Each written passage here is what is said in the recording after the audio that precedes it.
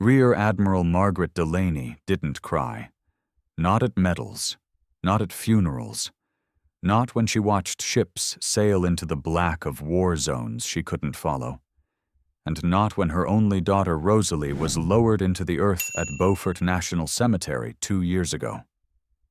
But this morning the silence pressed differently, heavier, as if something was waiting.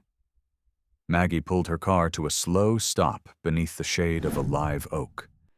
The Spanish moss swayed like breathless whispers. She sat there for a moment, staring out at the neat rows of white headstones, her fingers still curled around the steering wheel. The cemetery looked exactly the same, disciplined, composed, clean, just like she had been all her life. She adjusted her collar and smoothed her coat. The crisp navy blue fabric bore no insignia anymore, not since retirement, but it still fit like command. She'd spent 40 years earning the weight that came with it. Her face carved by wind, and war had hardened into a shape people respected. Feared sometimes.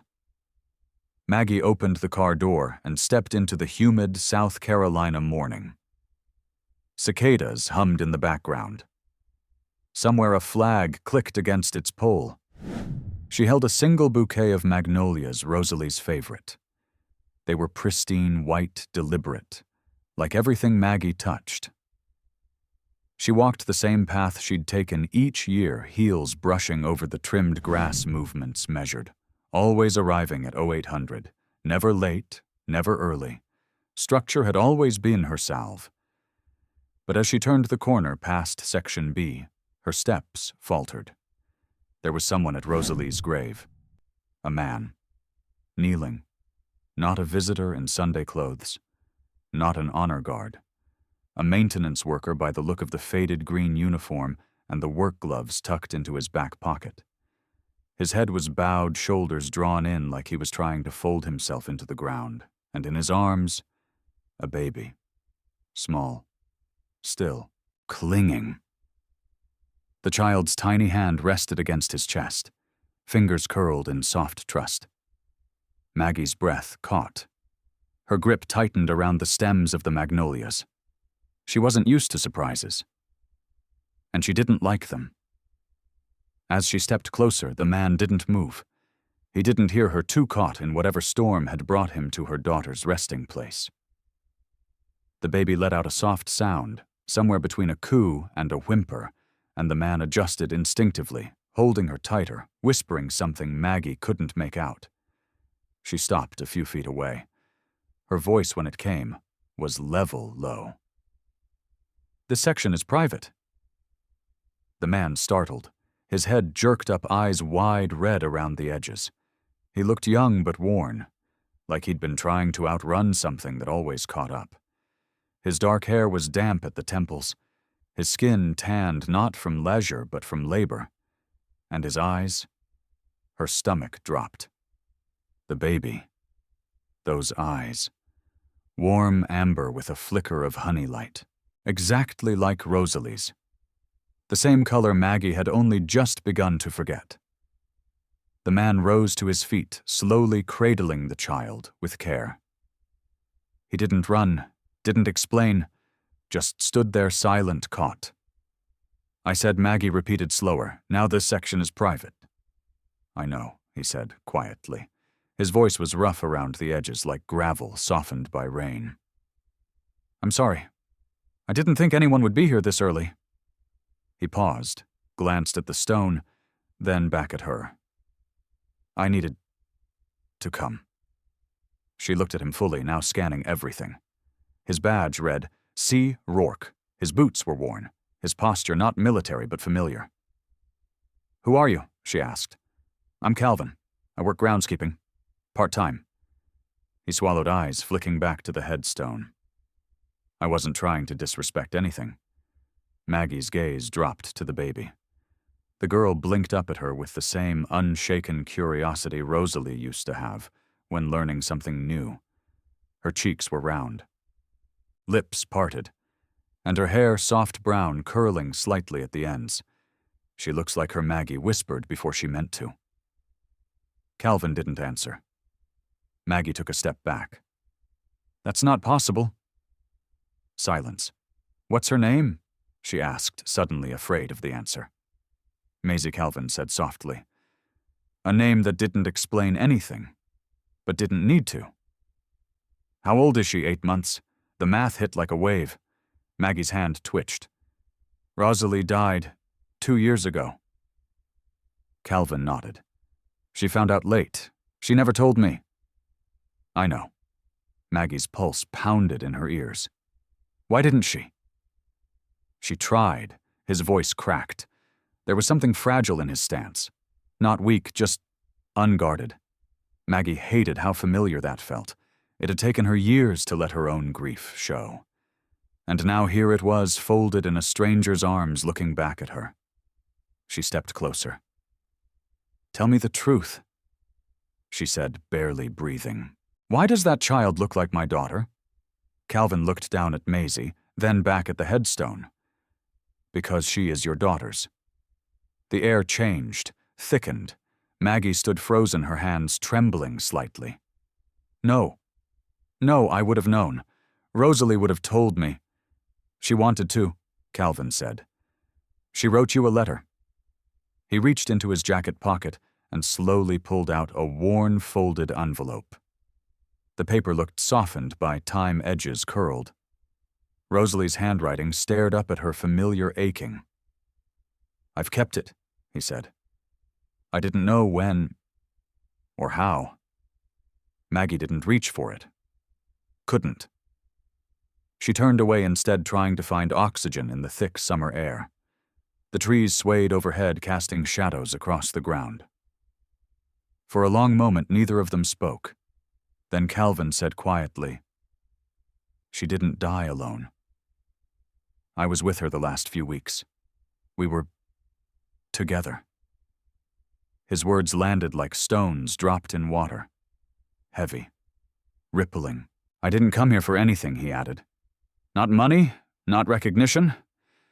I just thought Maisie should know where her mother rests. Maggie looked at the baby again. Maisie blinked, then smiled softly. It undid her. She exhaled, stepped back, and nodded once. I need to think, she said, voice sharp, uncertain. I wasn't prepared for this. I understand. I don't. Calvin looked down. Maisie nestled into his shoulder, curling her tiny hand around the collar of his shirt. Maggie turned and began walking back down the path, her shoes clicking on the pavement like a countdown. Her grip on the magnolias had tightened so much that one of the stems snapped. She didn't look back. But as she opened the car door, the envelope burned in her mind. Rosalie's name. Rosalie's secret. Rosalie's child. And that single question echoing louder with every step. Why didn't she tell me, if you enjoyed this video, comment 1 to let me know, if not, comment 2. Your thought matter to me either way. Maggie sat stiffly on the edge of her bed, the envelope unopened on the nightstand beside her. The room around her was still too still. It was the kind of silence that made clocks louder and thoughts heavier. She hadn't changed out of her coat. Hours had passed since she left the cemetery, but she couldn't shake the feeling of standing there watching that man hold a baby with her daughter's eyes. Calvin, the janitor, the groundskeeper, the stranger who had somehow been woven into Rosalie's final chapter without Maggie knowing. Maisie. She whispered the name aloud. It didn't sound wrong. It sounded unfinished. Maggie reached for the envelope, but stopped short again. Her fingers hovered above it. She couldn't bring herself to touch it. She wasn't ready to hear her daughter's voice again, not like this, not through paper. A soft knock interrupted the silence. Maggie turned, confused. No one came by unannounced, especially not on this day. She crossed the room, opened the door. Reverend Tom Jenkins stood on her porch hat in hand, white shirt rolled to the elbows, despite the thick humidity. He gave her a gentle nod, the kind that didn't need words. "I saw your car leave the cemetery," he said. "Figured you might need company, or coffee." He held up a thermos in offering. Maggie hesitated, then stepped aside. "I don't usually need anything," she said. "I know," he said as he stepped in, "but grief doesn't care what we usually do." They sat in her quiet kitchen, 2 mugs between them, the thermos between that. He poured. The scent of strong, black coffee filled the air like an old hymn. "I imagine you saw Calvin," Reverend Jenkins said after a moment. Maggie's eyes narrowed slightly. "You knew I know most things that happen near that grave. It's part of my job. You could have warned me." He sipped his coffee. "Would it have helped?" Maggie didn't answer. She looked out the window. Her gardenia bush had bloomed early this year. Rosalie used to clip the blossoms and float them in a dish of water on the windowsill, said it made the house smell like summer.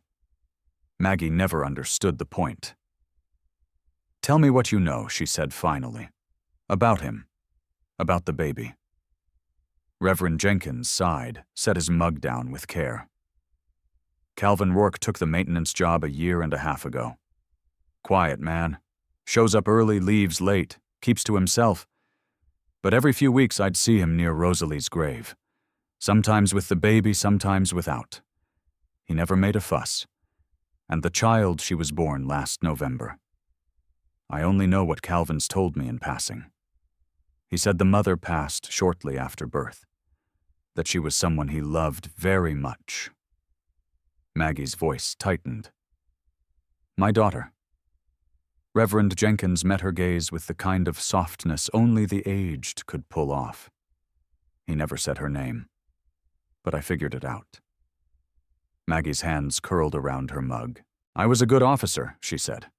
"I commanded fleets, made decisions that affected nations. But I had no idea who my daughter loved. I didn't even know she was pregnant. That's not the kind of thing young women always share with their mothers," he said gently. Maggie looked at him, her voice sharper than before. "She would have told me. We spoke, not often. But enough." Reverend Jenkins didn't argue. He just looked at her, calm and steady. "You think he's lying?" he asked. Maggie didn't answer. The silence between them cracked open something she didn't want to feel. "I think she finally said he's holding on to something that belonged to me." "Maisie's not a thing, Maggie." She winced at the correction, though she knew he was right. "I didn't mean it like that. I know," he said. "But it's easy to lose sight of what's real when pain's pulling you in 2 directions." The conversation sat between them for a long moment. "Do you want to know her?" he asked quietly. Maggie's throat tightened. "I don't know." Reverend Jenkins nodded. "That's honest." She looked at the letter again. Still untouched. Her heart pounded just looking at it. What if I read it and it's too late to fix any of it? What if you don't read it and miss your only way back? She hated how true that sounded. He stood slowly, tipping his hat to her. "When you're ready," he said, "there's more to that story. And I think Calvin would want to tell it." Maggie didn't walk him to the door. She just sat there long after he left, staring at the letter, the coffee cooling in her hands. The next morning she went back. Beaufort was quiet as always. The trees swayed. The sun filtered through the Spanish moss in threads of gold. Her steps were slower today, less confident. She wasn't here to visit. She was here to confront. Calvin was kneeling by the same grave, the baby in his lap holding a bottle. Maggie stopped a few feet behind him. "She shouldn't be here," she said. He didn't flinch, didn't turn, just kept feeding the baby. "She deserves to know her mother," he said softly. Maggie stepped closer. "You're not family. I was the only one holding Rosalie's hand when she left this world," he said. "And I'm the only one holding her daughter now." That silenced her. Maisie finished her bottle and blinked up at Maggie, then reached out clumsily, her tiny hand flailing in the air. Maggie didn't move. She looks just like her, Calvin said. Same eyes, same calm. Maggie swallowed hard. How did it happen? She got sick, he said. After Maisie was born. Heart failure, the doctors said. She never got the rest she needed. She could have come to me, Maggie said. She didn't think she could. That landed harder than anything else had. I'm not here to argue, Calvin added.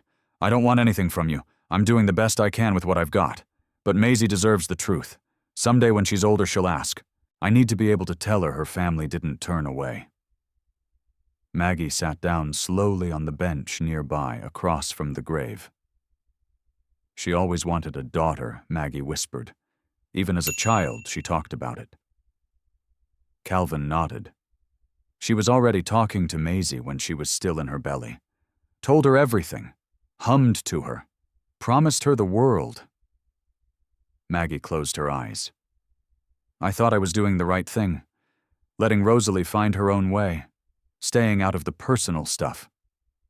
She didn't need you to fix her, Calvin said. She just needed to know you'd still love her even if she didn't follow the plan. That broke something open, something deep. Maisie babbled again, a soft, happy noise. And for the first time, Maggie looked straight at her. Really looked. Tiny nose, Rosalie's mouth, those impossible familiar eyes. May I? Maggie asked, her voice barely above a breath. Calvin hesitated, then nodded. She reached out, unsure, and he gently transferred the baby into her arms. Maisie wriggled slightly, then settled. Her head rested near Maggie's collarbone. Maggie stared down, overwhelmed. She hadn't held a baby since Rosalie. Maisie blinked once, then smiled. Maggie didn't smile back. But she didn't look away. She held her breathing in her baby-soft scent, her impossibly small weight, her undeniable connection. Then finally she spoke again. Tell me everything.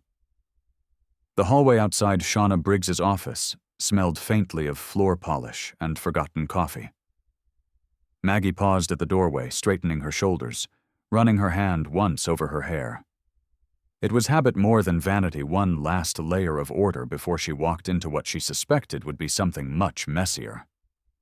The receptionist didn't look up when she entered, just pointed a pen toward the glass door at the end of the hallway. She's in. Go ahead. Maggie knocked once, then opened the door. Lieutenant Commander Shauna Briggs looked up from her computer, eyes wide for just a second before her face settled into professionalism.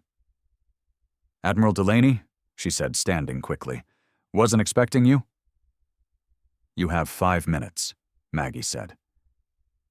Shauna hesitated, then gestured toward the seat across from her desk. Maggie didn't sit. I need answers, Maggie said. About my daughter. Shauna nodded slowly. I figured this day might come. Then you'll understand why I'm skipping the pleasantries. Shauna closed her laptop. The air between them tightened. I didn't know how much you knew, Shauna said. Rosalie was very private, apparently more than I realized, Maggie replied. She was seeing someone, a civilian. She had a child I just met. Shauna's eyes softened. Maisie? So you knew. I found out late. She didn't tell anyone until after she'd left active duty. Even then, only a few people knew. I wasn't sure it was my place. You served with me for 6 years, Maggie said. You knew my daughter personally. You attended her funeral. And still you said nothing. Shauna's voice stayed level, but her fingers twisted together in her lap. She asked me not to. She didn't want you to find out that way. That way, Shauna hesitated again. Then stood and walked to a file cabinet, opened a drawer, and pulled out a slim folder. She left this with me, she said. Told me if you ever came looking, I could give it to you. Maggie took the folder, her fingers stiff. She sat this time carefully and opened it. Inside were a few printed photos, one of Rosalie and Calvin standing in front of a faded old truck, arms around each other. Another of Rosalie holding a newborn, her hair pulled back, cheeks flushed with joy, and a short note in Rosalie's handwriting. Mom, if you're reading this, it means I didn't get the chance to tell you myself. I know you must be angry. I'm sorry, I loved him. I know he's not what you imagined for me, but he made me feel seen. Not as your daughter, not as a nurse, just me. And Maisie, she was the best thing I ever did. I hope someday you'll know her. I never stopped loving you even when we drifted. Rosalie. Maggie closed the folder and pressed her hand to her mouth, her jaw clenched against the tide rising in her chest. She was happy, Shauna said quietly. She smiled more in those last few months than I'd ever seen. Maggie didn't respond. She didn't hate you, Shauna continued. She just didn't know how to reach you anymore. The words landed like gentle taps on a locked door. I should have called more, Maggie whispered. I should have asked the right questions. Shauna leaned back against her desk. She didn't want you to worry. You were always larger than life to her. She wanted to make you proud. Maggie stood folder still in hand. Her eyes were glassy, but her voice had steadied. I was proud. I just never told her enough. Shauna gave a small nod. It's not too late to tell her daughter. Maggie turned to leave, but paused at the door. What kind of man is he? She asked without turning back. Shauna didn't hesitate. Quiet, honest, a little lost like most of us. But he loved her, completely. Maggie walked out without another word. By the time she reached her car, her fingers trembled. She set the folder on the passenger seat, then sat for a moment with the engine off. The pictures, that letter. Maisie's smile. It was all too much and not enough at once. She didn't drive home. Not yet. Instead, she found herself pulling into the small lot behind the caretaker's building at the cemetery. The heat of the day pressed through the windshield as she sat there trying to decide whether to go in. Before she could overthink it, Calvin stepped out the side door holding a paper bag and looking startled when he saw her. Maggie, he said, walking closer. You didn't have to come. I read the letter, she said, from Rosalie. He nodded slowly, uncertain. She loved you, Maggie said. Calvin swallowed hard.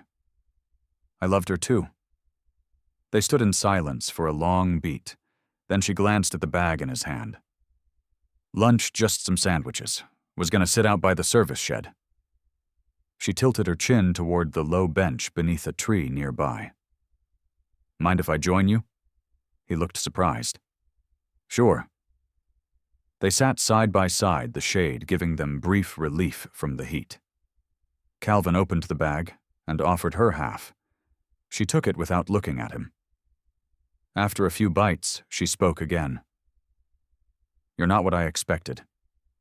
I get that a lot, he said with a slight smile. I don't mean it as an insult. I didn't take it as one. She studied him. I'm trying to figure out if this is something I can accept. The baby everything. He didn't push back, just nodded. I know I'm not what people picture when they think about who should raise a child alone, he said. I mop floors, I clean headstones. I don't have degrees or medals. He paused, then added. But I've held that baby every night. I've sung to her off-key.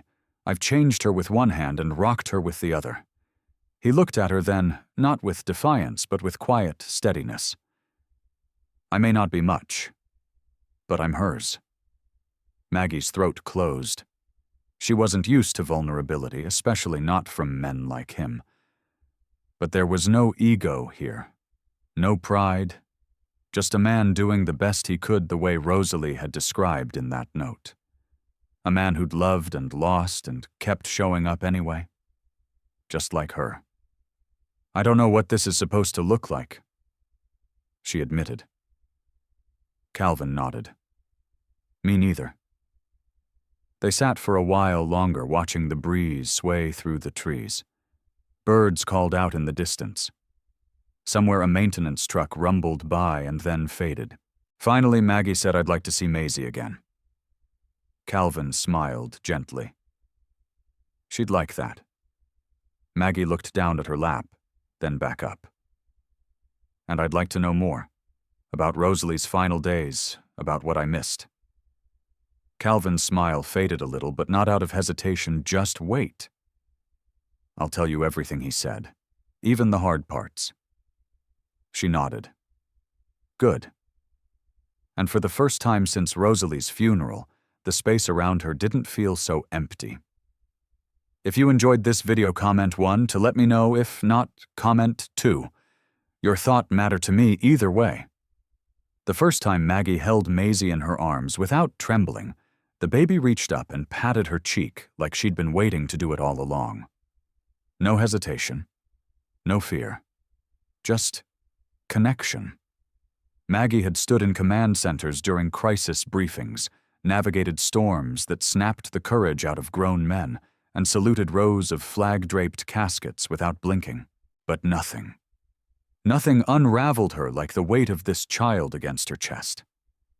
She had come to Calvin's modest rental home with low expectations. She told herself it was a short visit, just a courtesy, an obligation. But now, 2 hours later, she was sitting on his worn living room couch, Maisie cradled in her arms, while cartoons played softly in the background and the smell of cinnamon oatmeal drifted in from the kitchen. I forgot babies smell like this, Maggie said barely above a whisper. Calvin glanced back from the stove. Like powder and hope, Maggie gave him a look, but her lips twitched. Don't get poetic on me. Sorry, he said, smiling faintly. I've been living with a baby and no adult conversation. I'm probably half mush-brain by now.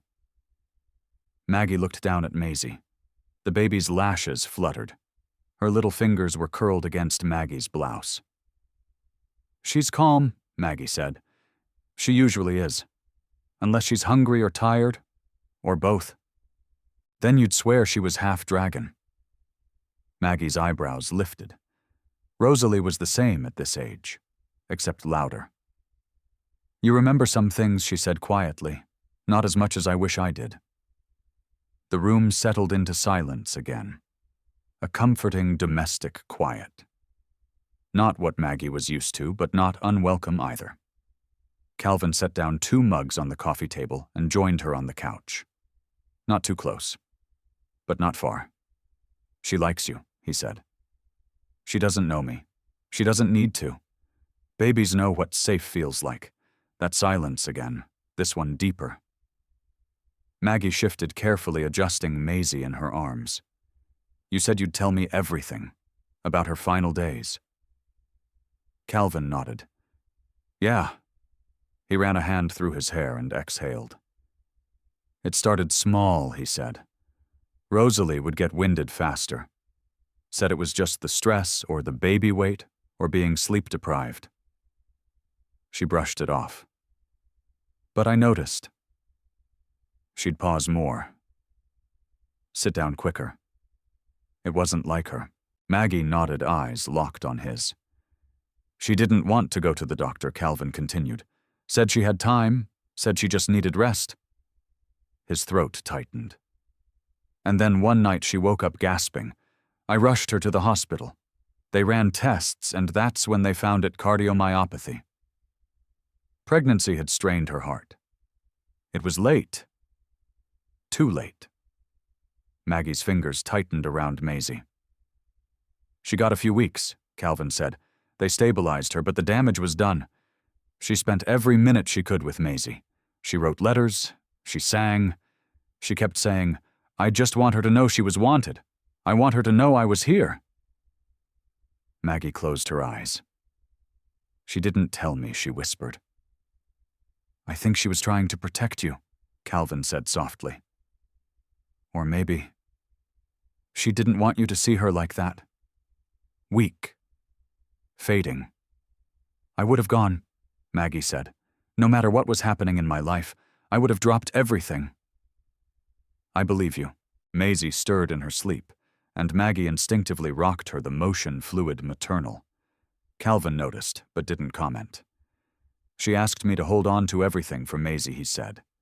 The letters, the photos, The little gifts she bought but never gave. You still have them? He nodded. All of it. I built a chest, keepsakes. She wanted Maisie to have a sense of her mother. I want to see it. Anytime. Maggie looked at him, finally really looked. He wasn't what she'd pictured for her daughter. He wasn't polished or structured or military, but he was something rarer present. Rooted. Tender in a way that didn't beg for praise. You took care of her, she said. Better than I did. You did what you knew how to do, he said gently. Sometimes, love looks different depending on the season. She exhaled. That's not an excuse. No, he said. It's just the truth. They both sat there for a while, letting the weight of that hang in the air. Then Maggie said, This arrangement, Maisie's living with you. What does that look like long-term? He tensed slightly. What do you mean? Do you plan to keep custody? He looked at her surprised. Of course. I mean, unless someone tells me I can't. I'm not here to take her, Maggie said quickly but firmly. I just need to know you've thought it through. She's my granddaughter. Calvin's jaw tightened, then loosened. I'm doing my best. I've got support. My mom helps when she can. I've got savings. I even started looking at night classes so I can eventually find something better than janitorial work.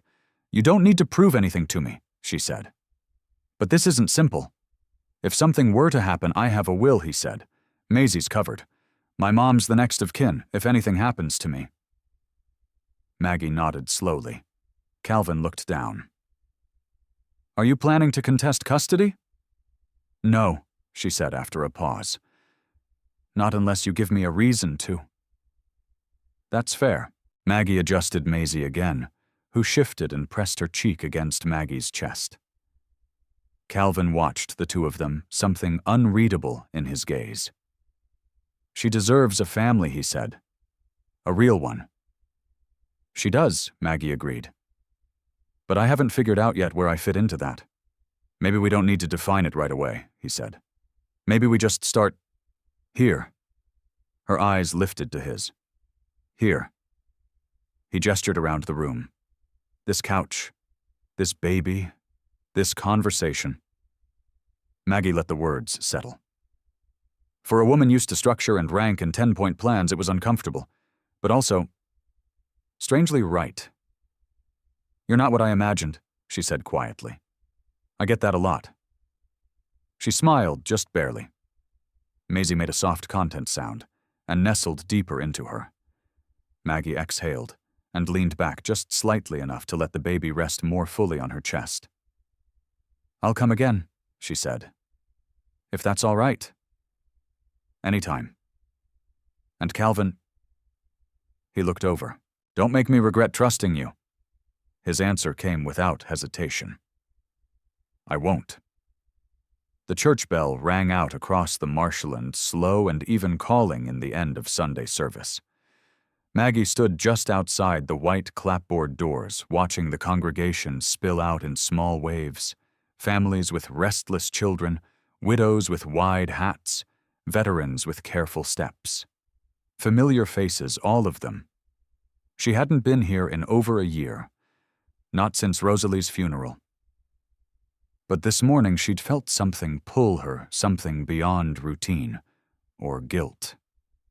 Maybe it was the sound of Maisie's breath as she slept against her chest 2 days ago, or maybe it was the feeling in Calvin's voice when he said, she deserves a family. Whatever it was, it led her here.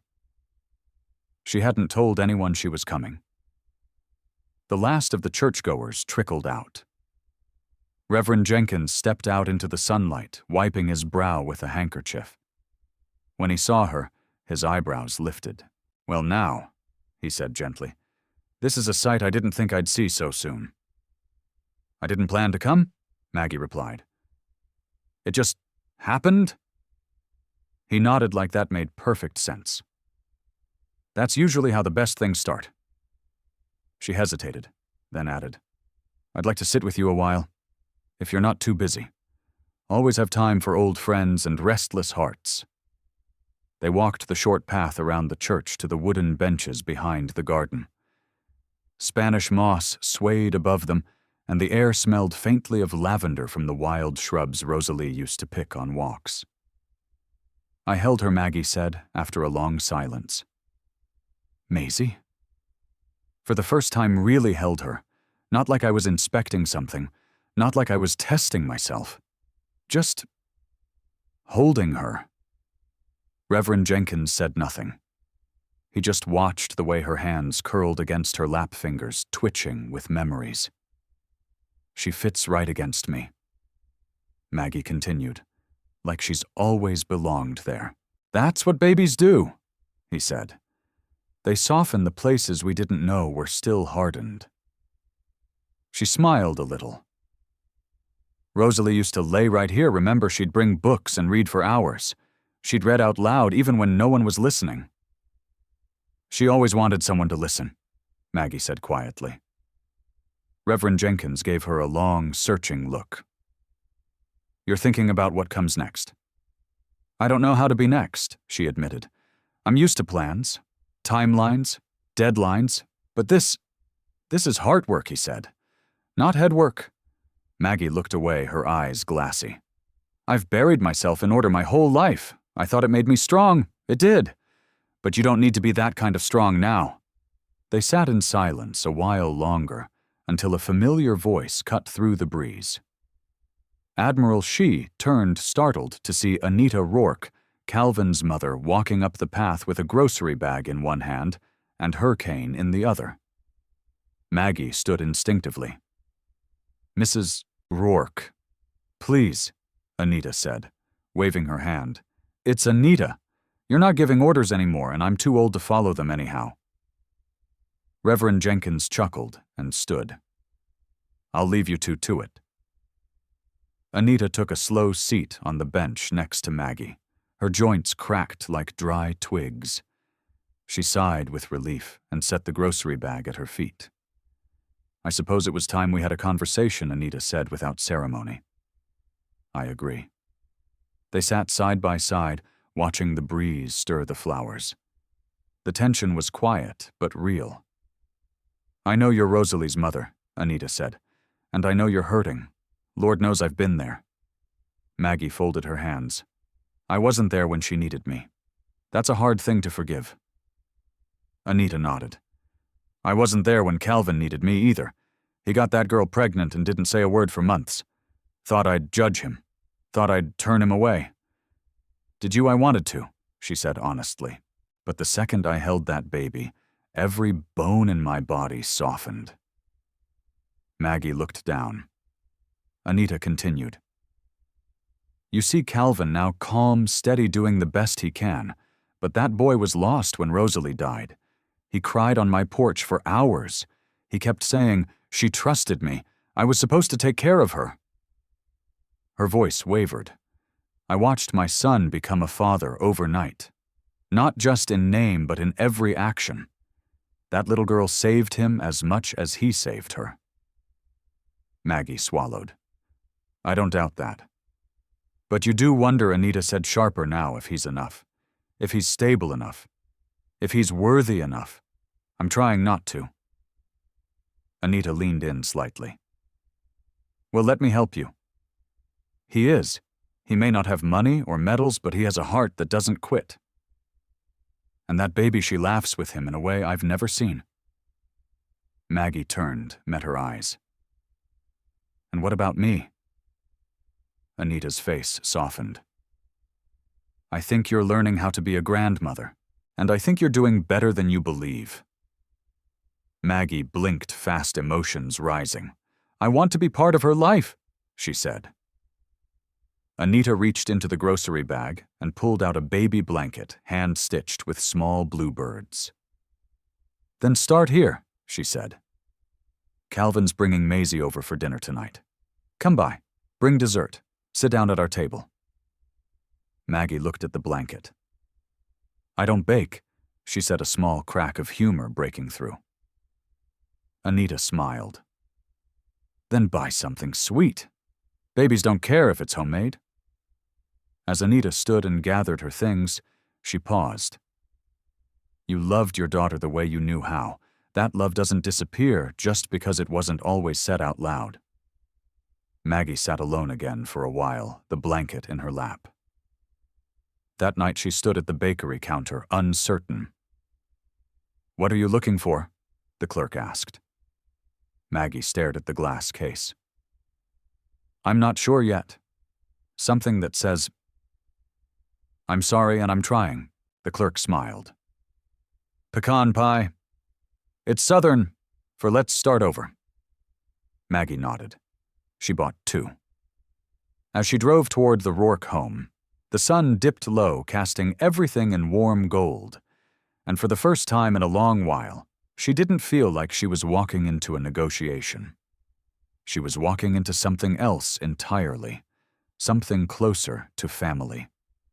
The Rourke house sat quietly at the edge of a sleepy cul-de-sac just outside of town, where the streetlights flickered early and neighbors waved from porches they never left. Maggie parked at the curb, 2 pecan pies balanced on the passenger seat beside her, and stared up at the soft yellow glow spilling from the kitchen window. She hadn't felt nervous like this in years, not before giving a speech to international delegates, not during negotiations with admirals twice her senior. But here, walking into a dinner with a janitor, his mother and her granddaughter, her hands wouldn't stop shaking. She picked up the pies, squared her shoulders, and walked to the door. It opened before she could knock. Calvin stood there in a faded Henley and jeans, Maisie perched on his hip with a bib that read, "Little Miss Messy." "Hey," he said, voice low and warm. "Hi." Maisie kicked once in excitement, then gurgled when she saw Maggie. She reached for her with pudgy fingers, her eyes shining. "Someone missed you," Calvin said with a small smile. Maggie hesitated, then reached out. Maisie leaned into her arms without a fuss, babbling happily. Her whole body seemed to mold into Maggie like she'd done it 100 times. "I brought dessert," Maggie said, shifting the pies carefully with one arm. Calvin stepped back and held the door open wider. "That might earn you favorite guest status." Inside the house was alive. Warm light, clinking dishes, something savory bubbling on the stove. Anita moved in the kitchen like she owned every inch of it, which Maggie suspected she did. Anita looked up and grinned. "Look who came with more than questions this time." "I'm trying," Maggie said, lifting the pies as proof. "Well, sit. And hold on to that baby if you like." Calvin set the table. "Lord knows your idea of dinner presentation is paper towels and a prayer." Calvin raised a hand in surrender and went for the plates. Maggie eased into a seat at the table. Maisie still nestled in her arms, cheeks rosy and full of life. "How's she been?" Maggie asked. "Busy," Calvin said over his shoulder. Started trying to pull herself up on the coffee table. "She's all muscle." Anita chuckled. "That girl's determined, just like her mama." Maggie looked down, and her chest tightened. The resemblance was undeniable. Same little chin, same expressive eyebrows, same spark that refused to be dimmed. As dinner came together, roast chicken, buttered green beans, cornbread, Maggie watched the rhythm between Calvin and his mother, the way they moved around each other without speaking. The easy respect, the light teasing.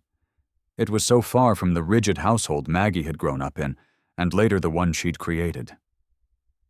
"Family dinners were never like this for us," she said softly. Anita glanced over. "Rosalie told me. She said you were always kind, just busy." Maggie nodded. "I thought I was doing the right thing, providing, setting an example. You did what you knew," Anita said, "and now you're learning something new." Maisie let out a squeal that broke the moment. Calvin swooped her up from Maggie's arms with practiced ease, swinging her gently and peppering her with kisses that made her giggle. "I don't know how you do it," Maggie said, watching him. "All of it, alone." He looked at her serious now. I don't always. Some days I get through on fumes and prayer. Some days I sit on the kitchen floor while she cries and I just wait for it to pass. She nodded slowly. But then she looks at me like that, he said, kissing Maisie's forehead, and it's all worth it. Dinner was simple but good. Maggie ate more than she expected to. The conversation stayed light stories about Rosalie's favorite cornbread recipe, Maisie's early attempts at crawling a bird that kept nesting in the mailbox, no matter how many times Calvin moved it. But later, when the dishes were cleared and the table quiet, Anita stood with her hands on her hips. Well, I'm heading to bed.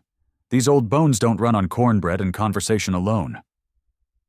She leaned down, kissed Maisie on the head, and gave Maggie a knowing look. Don't overthink it. Then she was gone, leaving the house quiet except for the soft hum of the fridge and the occasional baby coo. Calvin gathered a blanket for Maisie and gently tucked her into the playpen in the corner.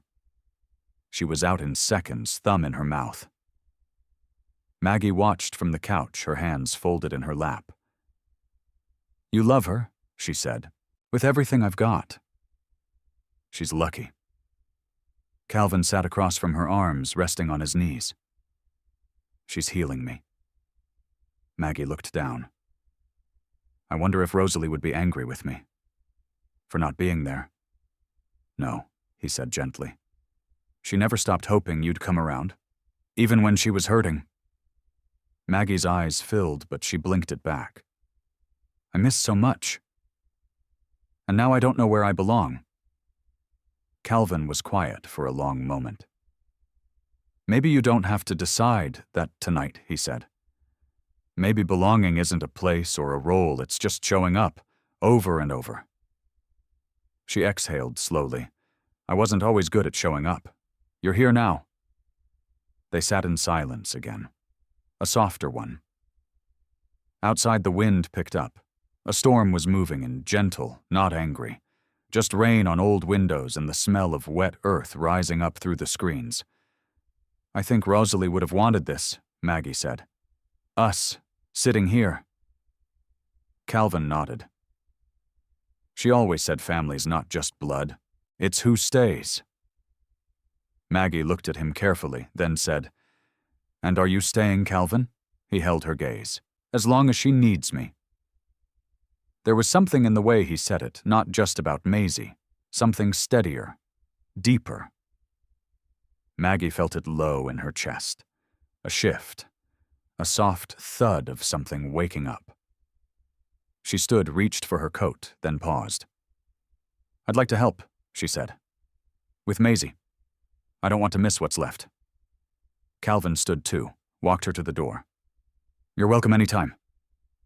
She nodded. Next time I'll bring something other than pie.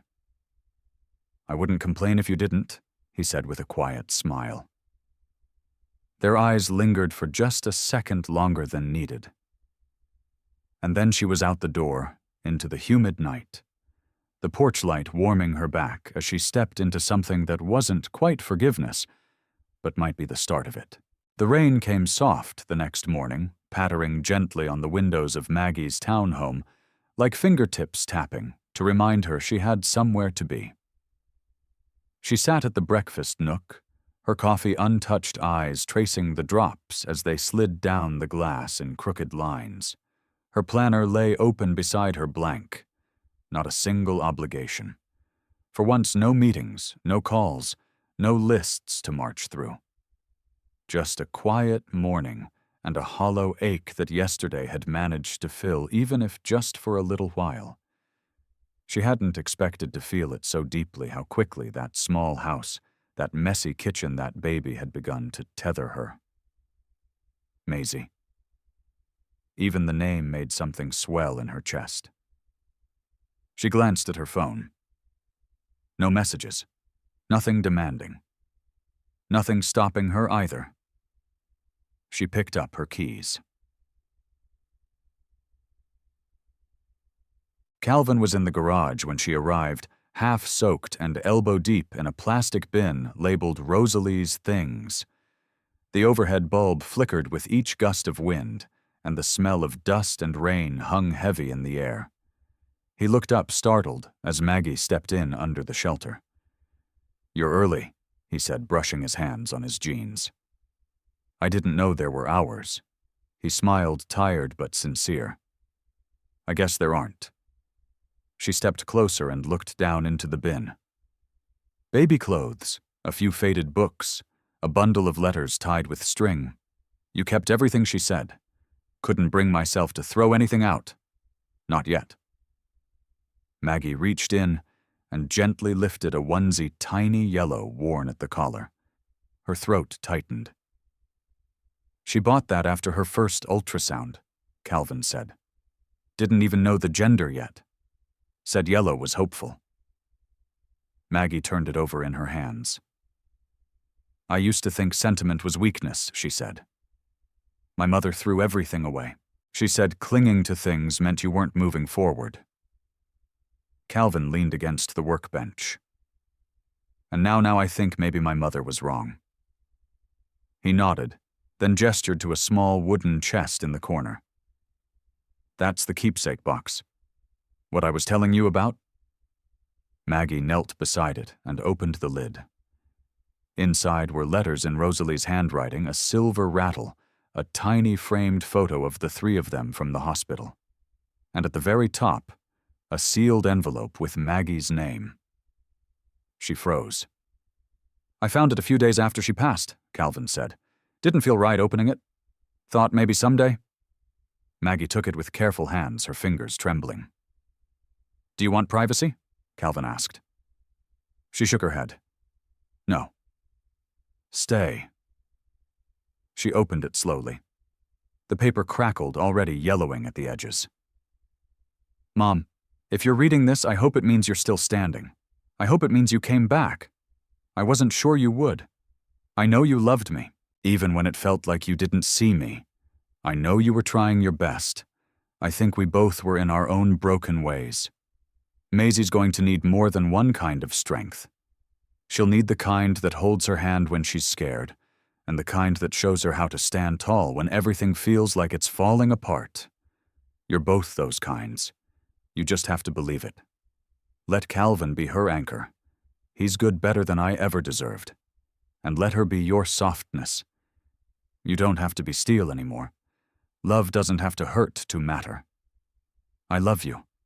I forgive you. Please forgive yourself." Rosalie Maggie's hand flew to her mouth.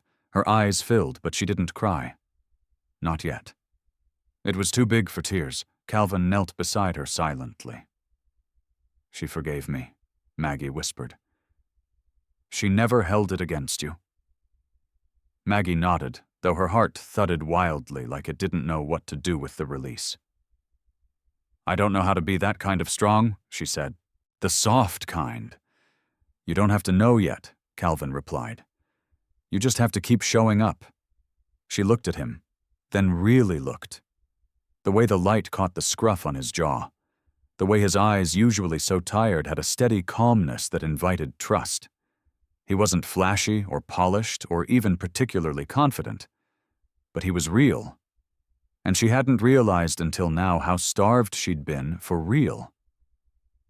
"What about you?" she asked suddenly. "What about me?" "You lost her too. But you've been doing everything, raising a baby, holding everyone together. Who's holding you?" He looked away for a long moment. "I don't know," he said. "I guess I just keep moving. That's not the same as healing." He didn't respond. Maggie stood slowly and crossed the small space between them. "Let me help," she said. "Not just with Maisie. With all of it." His eyes flicked up to meet hers. "You don't owe me anything. I'm not doing it because I owe you. I'm doing it because I want to." Silence stretched between them. Outside, the rain had stopped. The clouds were beginning to lift. "I made coffee," he said finally, voice low. "You want a cup?" She nodded. "Yeah, I'd like that. They walked inside together side by side, the bin of memories left open behind them, the letter resting quietly in Maggie's hand. It wasn't a grand beginning.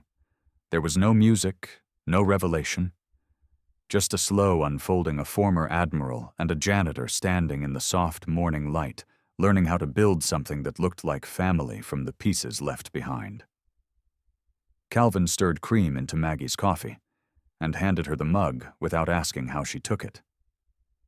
Somehow he already knew one cream, no sugar. Maggie noticed the quiet correctness of the gesture, the way he didn't fuss or linger, just handed it over like they'd done this 100 times before. She took it with a nod of thanks, her fingers curling around the warmth. The kitchen was small, modest, but the kind that felt lived in. There was a small window above the sink, with a crooked curtain Rosalie must have chosen. A basket of fresh fruit sat on the counter beside a baby bottle drying on a dish rack.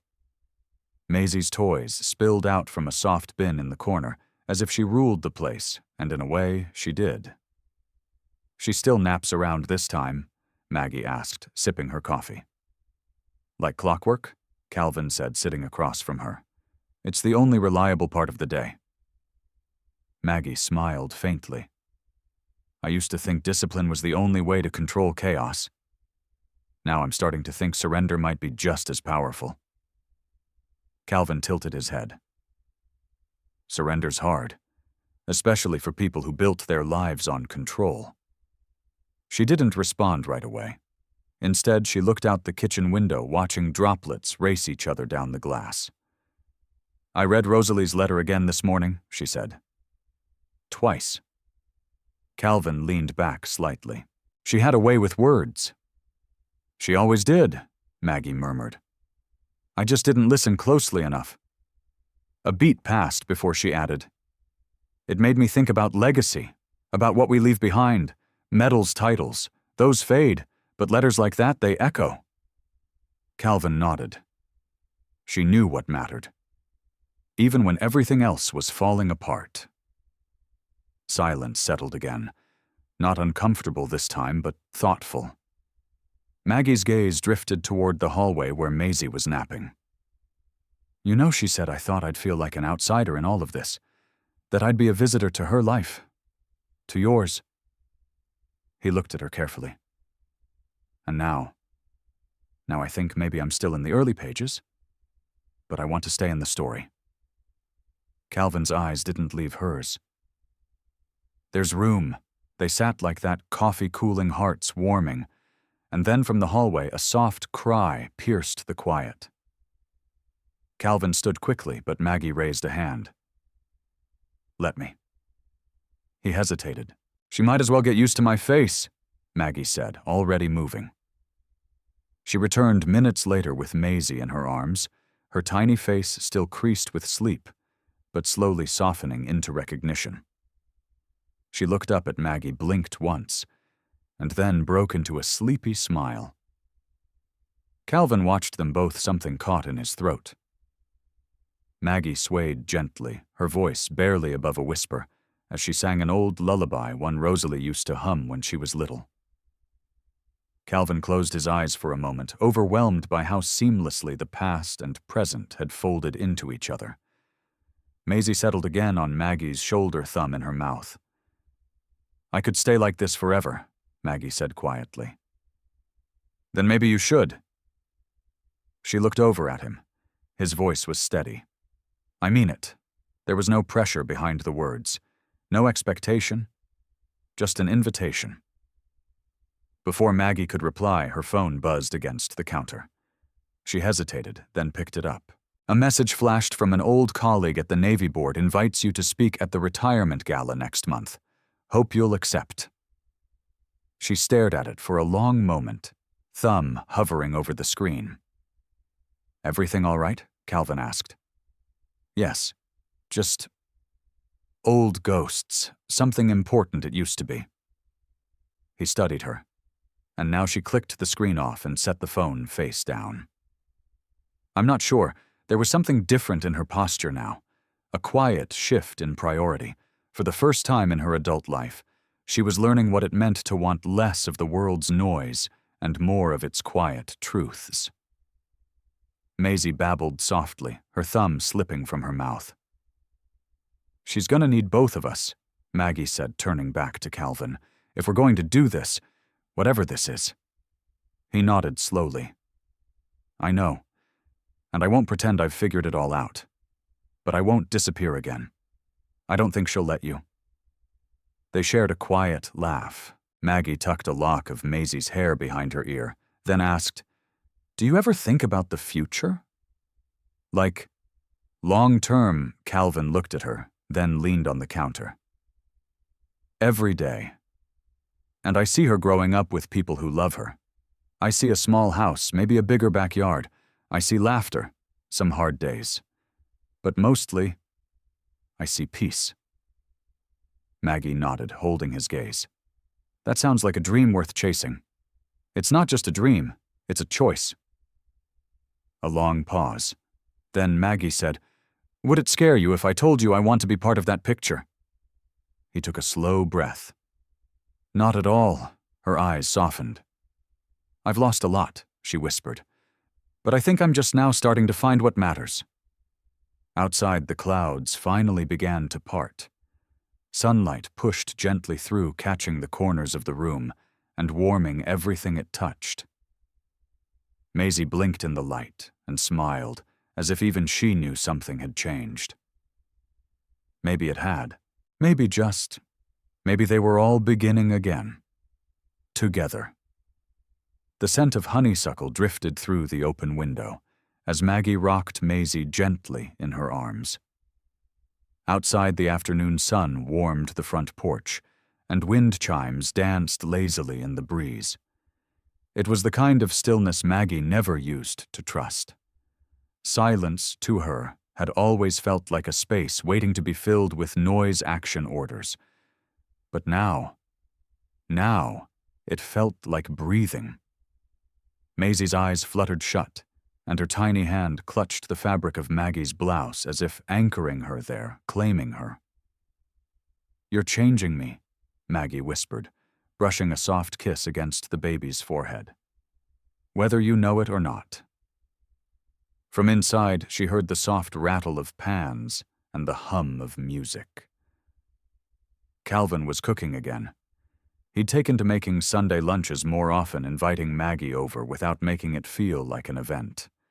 No pretense, no awkwardness, just life happening in small, meaningful pieces. She stood carefully and brought Maisie into the living room, laying her down in the playpen nestled beside the couch. As she adjusted the blanket, she heard Calvin's voice from the kitchen. "Don't suppose you like collard greens? I like the way you make them," she called back, smiling. He chuckled.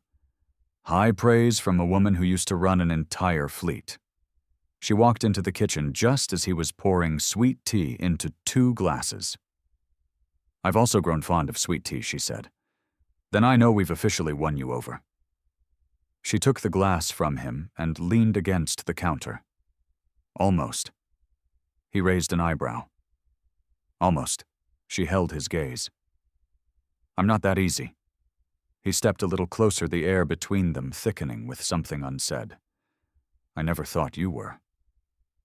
It lingered there, unspoken, but palpable. The question neither of them had dared put into words. They were orbiting each other more closely now. Each glance held longer. Each pause in conversation stretched just slightly past comfortable. Maggie cleared her throat and took a sip of tea. "Maisie's checkup is next week, right? Thursday morning," Calvin said, stepping back slightly. "Dr. Halverson's office. You're welcome to come." "I want to," she said quickly, then softened. "If that's all right with you. Of course it is." She nodded, then added, "I thought I'd take her to the bookstore after. Start building a little library." Calvin smiled. Rosalie would have loved that. His voice caught just slightly at her name. Maggie noticed. "I've been meaning to ask," she said carefully. "Do you ever talk about her with Maisie?" He leaned against the fridge, thinking. "Not yet," he admitted. "I don't know how. I have the words, but they feel too big for her right now." Or maybe they're too big for me.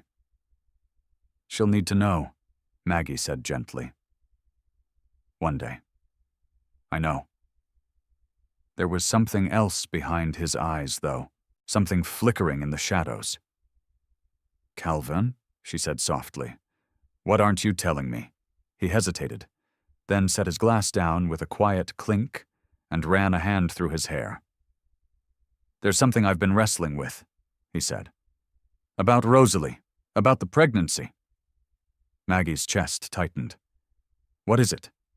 He looked up, guilt carved into the lines of his face. She didn't tell me right away. About the baby. She was scared. Said she wasn't sure how you'd react. She thought you'd see it as weakness or failure. Maggie's heart thudded hard. She said that she asked barely above a whisper. Calvin nodded. She didn't mean it cruelly. She just didn't think there was space in your world for this version of her. Maggie turned away, her hand gripping the back of a chair. I failed her, she murmured. No, Calvin said, stepping forward. You were what you were taught to be. Strong, controlled, unshakable. But Rosalie needed softness, and she didn't know how to ask for it. Tears welled in Maggie's eyes, but she didn't let them fall. I would have tried, she said, if I'd known. I believe you. They stood there for a moment, two people wrapped in regret and love, neither quite sure which would win. Finally, Maggie spoke again. Is there more? Calvin hesitated. One thing. She braced herself. She asked me not to tell you at first. About Maisie, after she passed. Maggie's breath caught. She thought it would hurt you more than help. Thought it would open wounds that never healed. And you agreed, Maggie asked, her voice trembling. I wasn't sure. I was grieving, lost. I didn't know what the right thing was. She stepped back, a mix of anger and sorrow rising like a tide. You had no right to make that decision. I know, he said quickly. I know. But the moment I saw you at the cemetery, I knew she was wrong. You had to know. You deserved to know. Silence. Maggie turned away again, struggling to catch her breath. I've missed months of her life, her first laugh, her first steps. I can't give those back, Calvin said, but I can give you everything from here forward, every second, every joy, every hard moment. She closed her eyes. I just needed time, he added, to trust that I wasn't making it worse. She finally turned to face him again, her expression torn. I don't know how to forgive you yet, she said, but I don't want to leave. Calvin nodded slowly. I'll wait. A long pause passed between them. Then Maggie stepped forward just enough to rest her hand on the edge of the counter near his. Not touching, not quite, but close. I'm still in this, she said quietly. Even when it hurts. He met her gaze. So am I. From the living room, Maisie stirred, her soft voice floating down the hall. And just like that, the moment passed, but not the meaning of it. Something fragile had cracked open between them, and though the wound stung, there was light coming through the break. They would carry it together. The mistakes, the healing, the hope. Even the silence felt like progress now. The air was thick with the scent of magnolia as Maggie stood alone in her garden, pruning shears in hand, though she hadn't touched a branch in 10 minutes. The blossoms hung heavy, delicate, and strong, just like the thoughts circling her mind. She kept returning to Calvin's words. She thought it would hurt you more than help. Rosalie had spent the last months of her life shielding her, not out of malice, but from fear. A fear Maggie had unknowingly built brick by brick over years of distance wrapped in discipline. And Calvin, he'd honored that wish until it cracked him open. Maggie hadn't slept well. After yesterday, a part of her wanted to retreat, to shut the door, and reorganize her world back into something she could manage. But she couldn't unknow what she knew, couldn't unfeel what Maisie had already given her. She snipped one more stem too harshly, and the branch snapped. Maggie sighed, dropped the shears, and reached for her phone. It rang before she could unlock it. Calvin. She stared at the screen for a beat, then answered. Hey.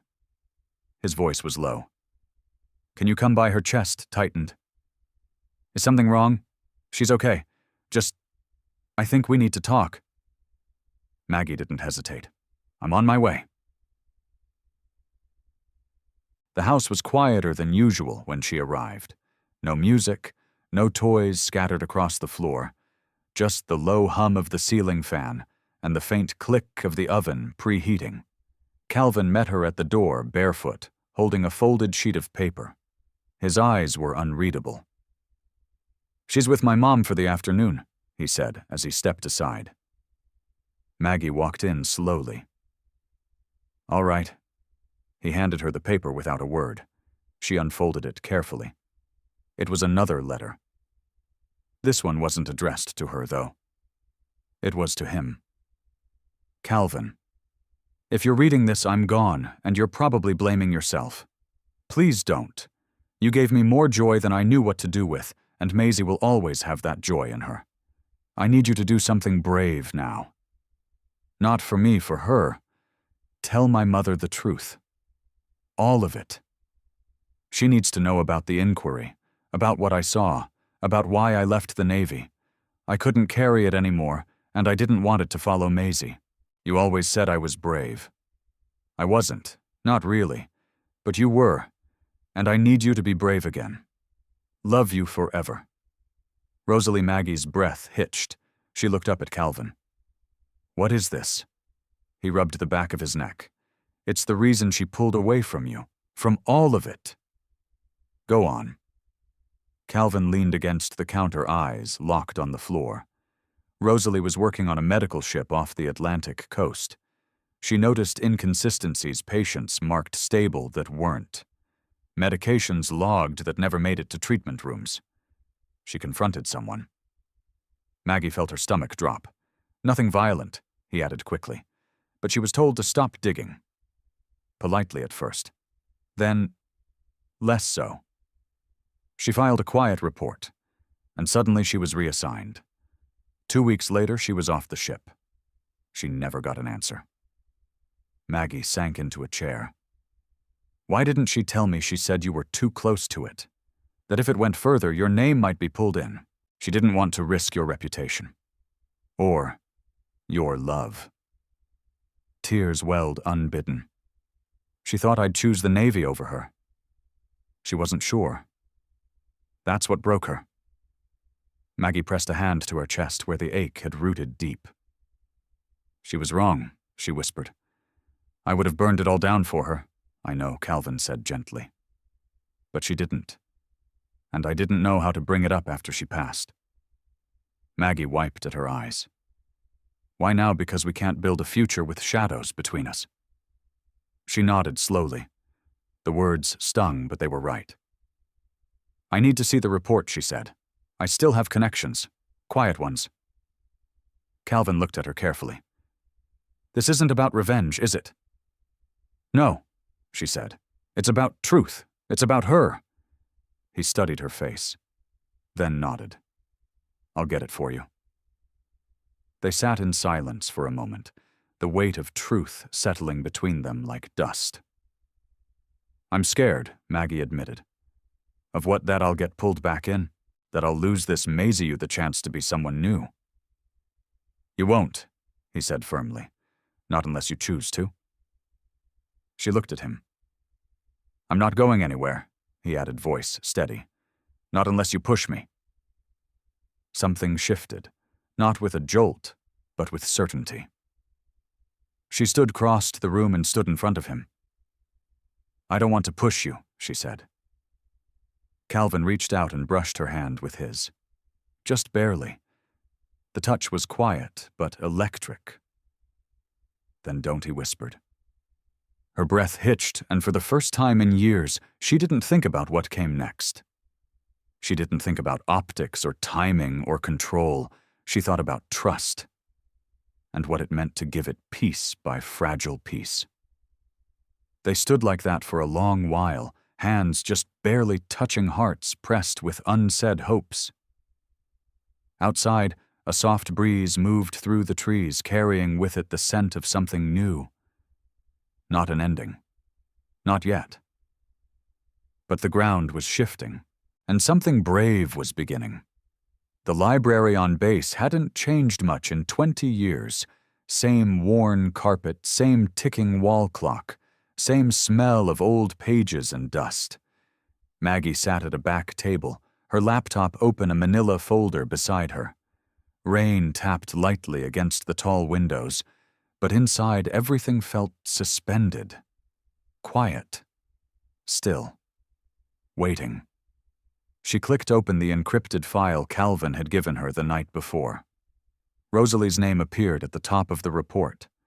Her daughter's handwriting filled the scanned pages, detailed notes, timestamps, medical logs. Nothing flashy, nothing accusatory, just clear, careful documentation. Patients with incomplete medication records, drug shipments that didn't match logs. The same doctor's initials again and again. Maggie's jaw tightened. She kept scrolling, eyes narrowing as the pieces came into focus. Then she found it. A memo. Internal. Brief. Reassign Lieutenant Rosalie Burke to non-clinical rotation, pending internal review. No further action at this time. No signature. No explanation. Just bureaucracy closing a door. Maggie leaned back in her chair. Breath slow, eyes stinging. She closed the laptop gently, her hand resting on top of it. For years, she'd believed Rosalie walked away from the Navy because she lacked commitment. She'd never said that out loud, but it had colored everything, her disappointment, her silence, her judgment. And now, in the quiet corner of this forgotten library, Maggie realized her daughter hadn't left out of weakness. She'd left out of courage. And I didn't protect her, Maggie thought. I didn't even see her. She pressed her hands to her face, willing the tears not to fall. Not here. But they came anyway, soft and slow. A hand on her shoulder made her jump. It was Shauna. "I figured you'd be here," the chaplain said gently, sliding into the chair across from her. Maggie wiped at her eyes. "How you show up when it matters. Always have." Maggie offered a tired smile. "I didn't show up when she needed me." Shauna looked at her. "You're showing up now, it's too late. Not for Maisie, not for you." They sat in silence for a moment before Maggie pushed the folder toward Shauna. She blew the whistle. Shauna scanned the front page, then looked up, and the Navy buried it. Maggie nodded. To protect themselves. And I was so wrapped up in my own pride I didn't even ask her why she left. I just let her go. You didn't know. I should have. Shauna leaned in. "What are you going to do?" Maggie exhaled. "I don't know. There's enough here to push for an internal investigation. Quietly. I still have a few favors left. You'll stir up a hornet's nest, then let them sting." Shauna watched her for a long moment, then said softly, "This won't bring Rosalie back." "I know. But it might bring peace." Maggie nodded more to herself than to Shauna. "I just can't let her story end in silence." Shauna reached across the table, her hand warm over Maggie's. "Then don't." A beat passed. Maggie pulled her hand away gently, glancing out the window. "She asked Calvin to tell me," she said. "In a letter. Told him to be brave." And he was, Maggie nodded. "Braver than I was for a long time." Another silence stretched, but it felt different now shared. Shauna stood. "You coming to service tomorrow?" Maggie hesitated. "Maybe." "Bring Maisie." Maggie looked up, surprised. "Why, because that baby deserves to know where her mama came from. And maybe so do you." Later that night, Maggie sat on her porch, Maisie asleep inside Calvin, reading a book in the rocking chair beside her. She told him everything. He didn't speak for a long time after she finished, just stared out at the stars, the pages of his book untouched. "She was brave," he said finally. "Yes," Maggie whispered. "And I never told her." He looked at her eyes steady. "You can tell her, daughter." Maggie nodded her chest tight. "I'm going to Washington next week," she said, "to meet with someone I trust. Quietly." Calvin didn't argue, didn't push, just said, "Do what you need to." She glanced over at him, the porch light casting a warm glow on his face. "You're part of this too," she said. "I know," he replied, "but this part, it's yours to lead." Maggie looked up at the night sky stars scattered like unspoken promises. She had always believed strength meant holding the line.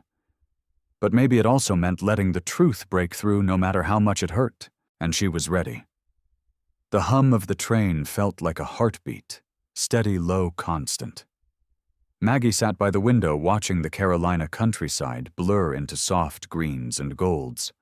Her fingers tightened around the leather handle of her briefcase, and inside it, Rosalie's report. The real weight wasn't in the paper, it was in the decision she'd made.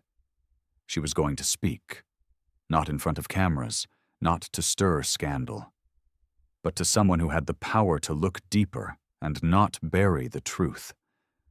Her old mentor, Admiral Janet Whitmore, now sat on the Ethics Oversight Board in D.C., retired but still respected. Trusted. Maggie hadn't called ahead. She didn't want politics or preparation. She just needed to be heard as a mother. A former admiral, yes, but more importantly, a mother who had missed her child's cry for help. She thought of Maisie's laugh that morning, the way the baby had clung to her finger while Calvin packed her overnight bag for Anita's, the way Maggie's heart had clenched with the fear of leaving even for a day. She hadn't felt that kind of pull in years, not since Rosalie was small. The train slowed into Union Station. Maggie stood adjusting her blazer, smoothing her hands down the front like it might iron out her nerves. It didn't. She stepped into the bustle of the station, the noise crashing around her like waves. She moved through it on instinct, like a soldier crossing a battlefield, eyes set on the exit, not the distractions. A short cab ride later, she stood outside the Office of Naval Oversight. The guard at the entrance looked at her name, then back at her. Recognition flickered in his eyes. "You're Admiral Burke, retired," she corrected gently. Still, he nodded with something like respect. "Welcome back, ma'am." Inside, the air was colder, quieter. She took the elevator alone, her reflection staring back at her in the brushed steel walls. The higher she rose, the heavier her heart grew. Outside the meeting room, Janet Whitmore stood in a sharp navy suit, arms crossed, eyes already waiting. "Maggie," she said, voice even. "Janet." They shook hands, the grip firm, familiar. "I heard you were coming," Janet said, then motioned toward the room. "I cleared the afternoon." Maggie stepped inside, placed her briefcase gently on the table, and opened it. "I need to show you something," she said. Janet listened. She didn't interrupt as Maggie laid out the documents, the timeline, the reassignment memo. Her eyes darkened as she read line by line. When Maggie finished, the room was quiet except for the ticking of the clock overhead. "She was your daughter?" Janet said finally, her voice low. "She was. And I failed her." "No," Janet said sharply. "You were failed too. The system buried this, protected itself. I helped build that system," Maggie replied. "That's why I'm here." Janet leaned back, folding her arms. "What do you want from me?" Maggie looked at her steady and clear. A second set of eyes. A quiet inquiry. "The truth, whatever it is, even if it's too late to fix it." Janet held her gaze, then nodded once. "I'll need time." Maggie stood smoothing her blazer again. "Take it, but don't let it disappear." Janet hesitated, then reached across the table and placed a hand over Maggie's. She'd be proud you came." Maggie's throat tightened. She nodded, unable to speak. Outside, the wind had picked up. Autumn was creeping into the air. Maggie stood on the sidewalk, watching leaves tumble across the pavement. Her phone buzzed in her pocket. A photo from Calvin. Maisie in overalls sitting on the porch with a juice box and a crooked smile. The caption read, "She said, 'Mama again today.' I think she meant you." Maggie stared at the image for a long moment, then closed her eyes. She had spoken the truth. She had stepped back into the world she left behind, not for herself, but for the daughter who had walked away from it with more courage than she'd ever been given credit for. And now maybe Maggie could teach that same courage to her granddaughter. One honest choice at a time. The front porch glowed in the soft amber light of early evening. Maggie stepped out of her car exhausted, but grounded in a way she hadn't felt in years. The DC trip had pulled something loose inside her, a thread she'd been clutching too tightly for too long. She climbed the steps to Calvin's house, the creak of the wooden boards beneath her feet oddly comforting. Through the screen door she could hear faint music, something soulful playing low from the living room. Maisie's tiny voice babbled along in rhythmic nonsense. Calvin opened the door before she knocked. "You're back early." "Didn't need to stay longer," she said, stepping inside. Maisie came toddling over in her socks, arms lifted high. Maggie bent to scoop her up, burying her face in the girl's soft curls. "Did you miss me?" she whispered. Maisie squealed something unintelligible, then pressed her cheek against Maggie's. "That's what I thought." Calvin stood nearby, hands in his pockets, watching them with a quiet smile. Maggie met his eyes. The air between them wasn't awkward, it was full, like a breath held between two people waiting to speak at the same time. "She had a good couple days," Calvin said. "Didn't even fuss at bedtime." "She's getting used to this," Maggie replied, swaying slightly with Maisie in her arms. "So am I." She set the baby down gently, and Maisie ran toward her basket of toys with dramatic flair. Calvin motioned towards the kitchen. "You hungry? I could eat." He paused just a second too long. "There's something I want to talk to you about first." Maggie followed him in her stomach, tightening, not with fear, but anticipation. He poured her a glass of tea and set it in front of her. Then he leaned on the counter, tapping his fingers once before speaking. "My mom came by earlier." "Oh, she brought something?" Maggie raised an eyebrow. Calvin pulled out a small keepsake box, wooden, a little worn. He set it on the table, then opened it slowly. Inside, carefully wrapped in tissue, was a faded photograph of Rosalie holding newborn Maisie. Her face was tired, but her smile was unmistakable.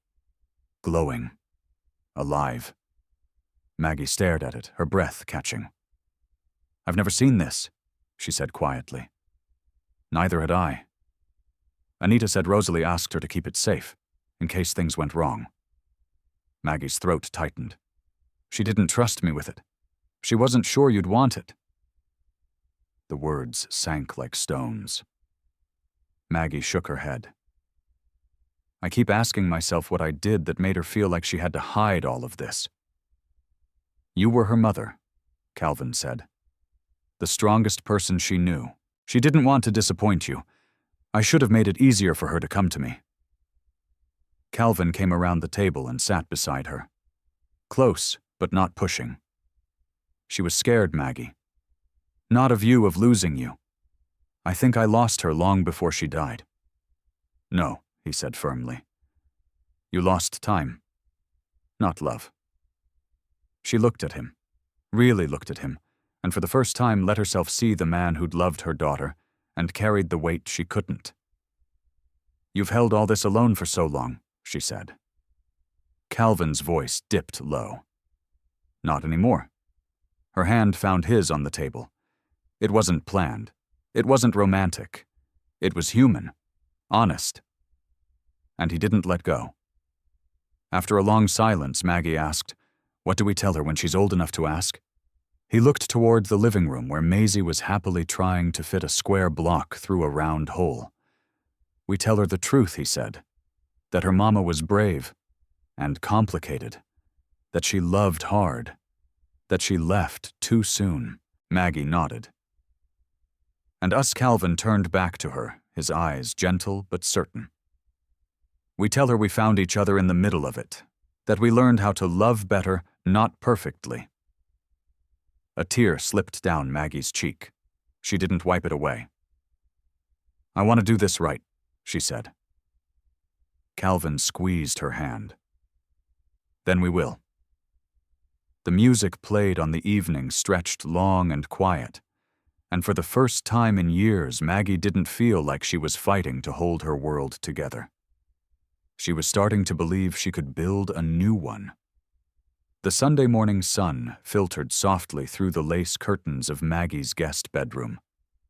Maisie lay curled in a tangle of blankets, her breath rising and falling in a steady rhythm, her tiny fist clinging to the edge of Maggie's robe. Maggie didn't move. She let the weight of the moment settle over her like a quilt, warm, grounding reel. In all her years of command and precision, nothing had steadied her quite like this little girl's trust. Not medals, not strategy, just the quiet certainty of being needed. Downstairs she heard the muffled clink of dishes. Calvin. Always up early, always doing something simple that carried more weight than it seemed. She slipped from the bed, gently pressing a kiss to Maisie's forehead before making her way down the stairs. The smell of fresh biscuits and sausage gravy hung in the air. Her stomach growled before her mind caught up. "Morning," Calvin said without turning from the stove. She leaned in the doorway, arms crossed. "You always cook like this on Sundays, only when I'm nervous." She smiled. "Why are you nervous?" He glanced at her. "Your friend Shauna called. She asked if we're coming to service today." Maggie raised an eyebrow. "Are we?" "I told her we would." Maggie blinked. "You did?" Calvin shrugged, flipping a biscuit onto a plate. "Maisie's got that new church dress from Anita. Figured it was time." Maggie didn't speak for a moment. "I haven't been to church in years," she said softly. "Not really. Not with intention." "You don't have to be perfect to show up," Calvin replied. "You just have to show up." She looked at him, really looked, and saw the nerves he tried to hide in the slope of his shoulders, the way he kept his hands busy. This wasn't about religion. It was about community. About standing beside her in a space that used to be Rosalie's and might now be Maisie's. "I'll go," she said finally. "But I'm sitting in the back." Calvin smiled. "I figured you'd say that." The church wasn't large, but it felt full before they even stepped inside. People stood on the steps, shaking hands, sharing news. A few nodded at Maggie, some recognizing her from town, others from the base, most from whispered stories passed over coffee. Maisie sat in Calvin's arms, tugging at the ribbon on her dress. Her hair had been tied into tiny puffs, courtesy of Anita, and she looked like a picture torn from a postcard. Inside, the music had already begun. Shauna's voice carried over the piano, rich and open like sunlight through stained glass. They slipped into a pew near the back. Maggie sat on the aisle, shoulders tense, eyes fixed forward. Her pulse ticked faster than the hymn's rhythm. Maisie began clapping along, offbeat but joyful. Calvin leaned over. "She's the only one who can get away with that." Maggie cracked a small smile. When the song ended, Shauna stepped forward to the pulpit, her presence calm but unshakably grounded. This morning she began, "I want to talk about the difference between silence and peace." Maggie stilled. "There are things we bury because we're ashamed. things we hide because we think they'll hurt more if they're said aloud. But peace doesn't come from silence. It comes from truth, from letting light into the darkest corners. The words sank deep too close to home to ignore. In our grief, Shauna continued, we often build walls. We say, I'll deal with it later, or it's too much right now. But what if healing isn't found later? What if it begins the moment we let ourselves be seen? Calvin reached for Maggie's hand without looking at her. She let him take it. After the service, people filed out, slowly nodding greetings, exchanging hugs. Maggie held back until most were gone. Then she walked toward Shauna. They embraced without words. A silent understanding passed between them. I didn't expect to feel so much, Maggie said quietly. You never do until you do, Shauna replied, her voice soft. Maggie looked at her. Is it strange that grief feels like the beginning of something now? No, Shauna said. It means you've stopped letting it define the end. Maggie blinked hard. Thank you. For what? For speaking the truth, even when it stings. Shauna smiled. That's the only kind worth telling. Outside, Maisie was tugging at Calvin's shirt, pointing toward the small playground beside the church. He nodded, lifting her over the fence as she giggled. Maggie stood and watched for a long moment, Maisie's curls bouncing, Calvin trailing behind her, pretending to lose each game she invented. She stepped into the sunlight, the warmth unexpected but welcome. She wasn't whole. Not yet. Maybe never completely. But she was present. And for the first time, that was more than enough. The sun had just crested over the hilltop when Maggie stepped through the iron gate of the cemetery. The air was crisp, the grass damp with morning dew. She walked slowly, purposefully past the rows of headstones worn with time and stories. In her hand was a small envelope, sealed and slightly bent from where she'd clutched it too tightly the night before. Maisie walked beside her, fingers tucked into Maggie's. She wore her little denim jacket and rain boots too big for her feet, stomping carefully, as if the path itself might whisper back. Is this where Mama sleeps? Maisie asked, her voice soft and curious. Maggie stopped, looked down. Yes, baby, she said, kneeling beside her. This is where her body rests, but your mama's still here. She touched Maisie's chest. Right inside. Always. Maisie looked at the headstone, then reached up and gently placed a flower picked from the garden that morning at its base.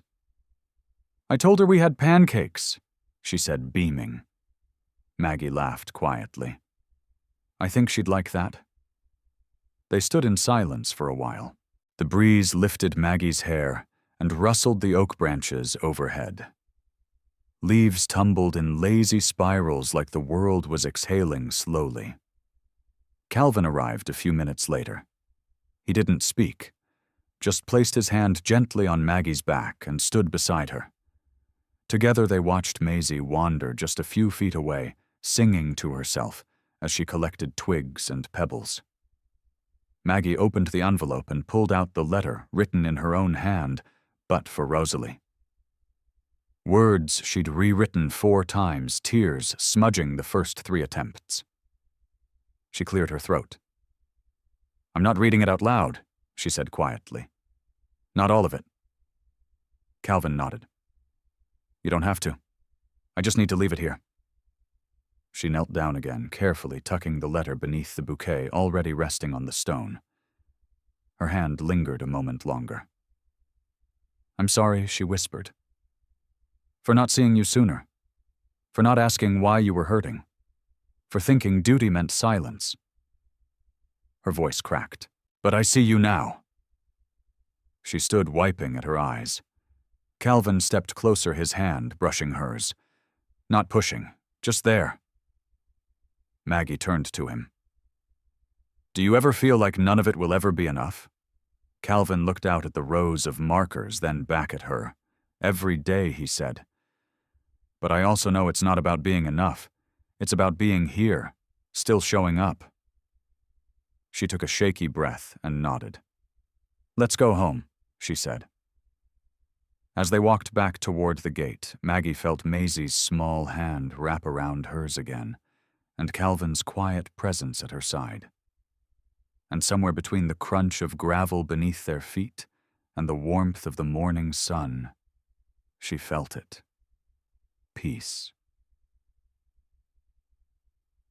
Back at the house later that evening, Maggie sat in her rocking chair, a soft blanket wrapped around her legs.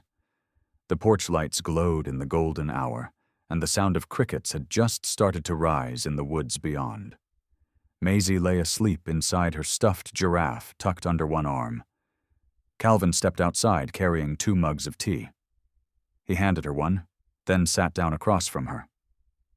"She finally knocked out?" Maggie asked. Mid-sentence, something about the moon being a cookie. Maggie chuckled. "Sounds about right." They rocked in silence for a moment. "Janet called," Maggie said. Calvin looked over. She finished her review. "Quiet investigation's underway. She said Rosalie's file, it'll finally reflect what really happened. What she tried to do." Calvin didn't speak, but his jaw clenched. He nodded once. "She won't be forgotten," Maggie added.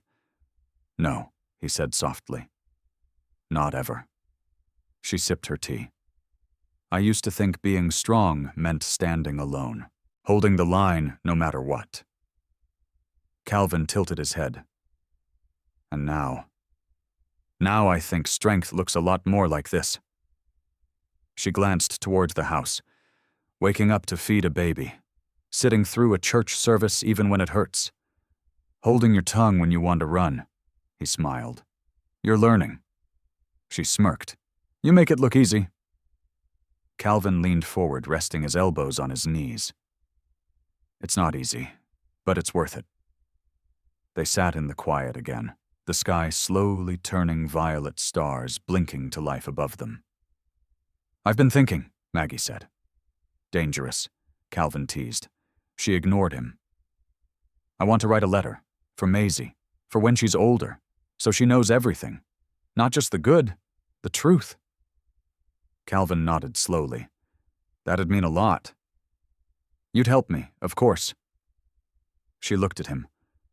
"What do we tell her about us?" He hesitated. "What do you want her to know?" Maggie looked out across the yard where fireflies had begun to glow like little floating embers. "That love isn't always loud," she said. "Sometimes it's just someone sitting next to you when everything else is quiet." Calvin looked at her for a long moment, eyes warm and steady. "Then that's what we'll tell her." She smiled, then reached across and took his hand. And there, in the hush of the Carolina night on a porch that now felt more like home than any base ever, had Maggie Burke, retired, Admiral grieving mother, unexpected grandmother, finally exhaled. She didn't have all the answers. But she had this moment. She had Maisie. And she had someone beside her who stayed even in the quiet. That was enough. That was everything.